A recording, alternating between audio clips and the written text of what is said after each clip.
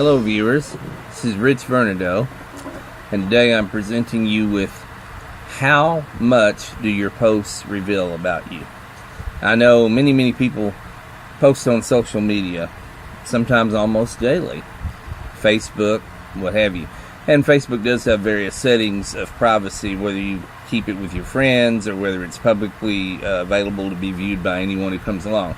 That having been said, many people also leave comments all over the internet. There's various ways you can do this. One of them is called Quora, Quora. And a lot of the comments that are left will be after articles, after news articles. Sometimes people still go into blogs and leave a comment. Sometimes, obviously, people leave comments after YouTube videos. And I hope you leave a comment after this one here. Also, give me a thumbs up, a like as well, and share it with your friends. That having been said, have you ever thought about how much your posts online reveal about you? Well, let me just go over a list here that I've come up with. And again, this is sort of superficial, sort of skimming the top. I can do a future one that will be much more thorough, and I'm sure other people can weigh in with ideas. And by all means, in the comments below, leave your ideas you want to contribute. Anyway, stop and think about it. Depending on the type of posts that you leave, your approximate age and gender, in most cases, can be deduced by your posts.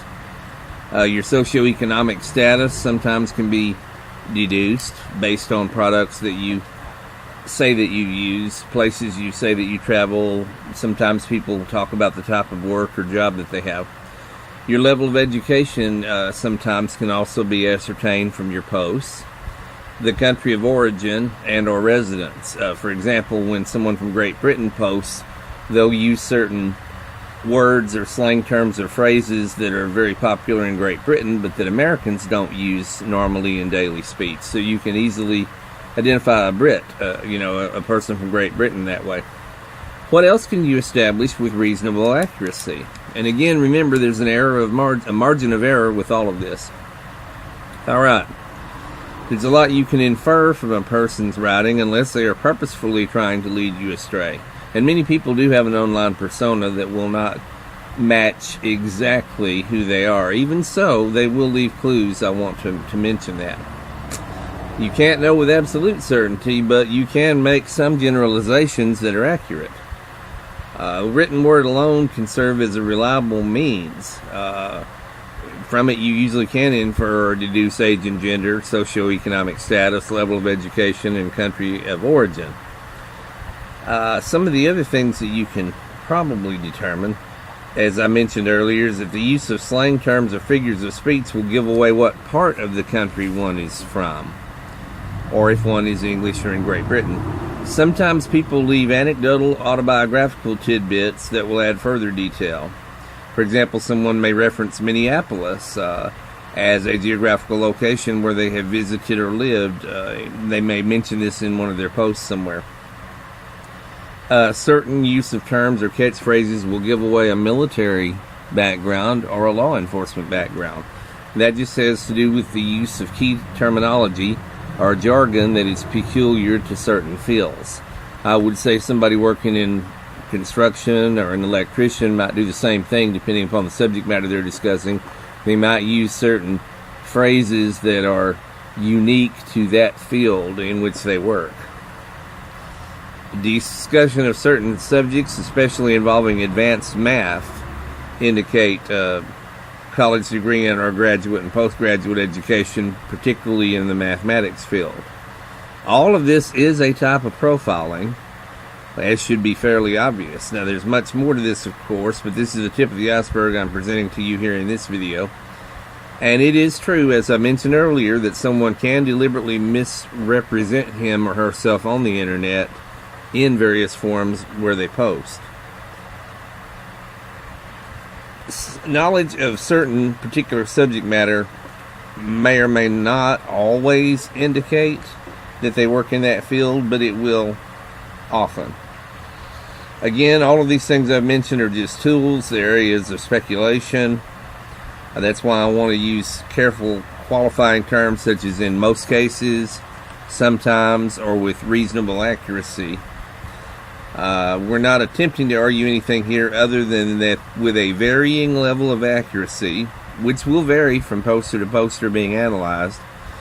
Incidentally, it is fairly safe that there are some people who spell or misspell words in different ways. Realize with an S, of course, would be an English indicator, as opposed to Z for realize here in American English.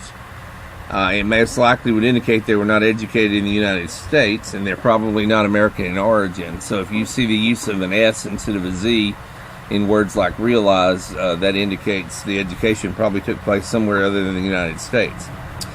You can build up a statistical model and give some probability that a person can be categorized one way or another. There's one small script I remember somewhere that tried to guess your gender based on something you wrote. It relied on some common psychological trends, but of course it wasn't 100% accurate. I think it is possible to detect regional differences in grammar and vocabulary choice. All of this is very fascinating and things that you can employ when you're reading people's posts online, and stuff you can employ to determine how much you've put out there. How much about yourself have you revealed, depending on how much you want to reveal.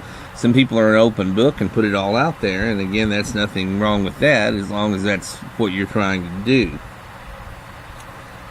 So, basically, the internet is turning distinctive local cultures and subcultures into a bit of a stew, obviously, since we're all interacting with one another all over the planet instantaneously.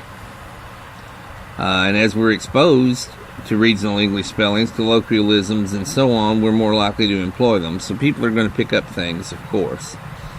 Many people zigzag between British and American spellings of certain words.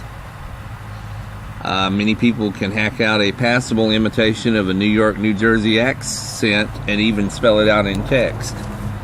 So again, there are certain words that are sort of peculiar to, maybe phrases peculiar to the Bronx or peculiar to Philly, to Philadelphia, and they're dead giveaways if somebody is from there or living there. Anecdotes are dubious but possible autobiographical clues. And again, some people use real and personal anecdotes, whereas some people use hypothetical ones. So again, this is just a cursory overview. This is a form of behavioral forensics, of course. But anyway, digest this. If it helps you in some way to figure out what you want to put out there on the internet, good. If it helps you to analyze what other people have put out there, good. So I hope this has been very helpful in terms of how much your posts online reveal about you to others. Thank you very much. This has been Rich Vernon.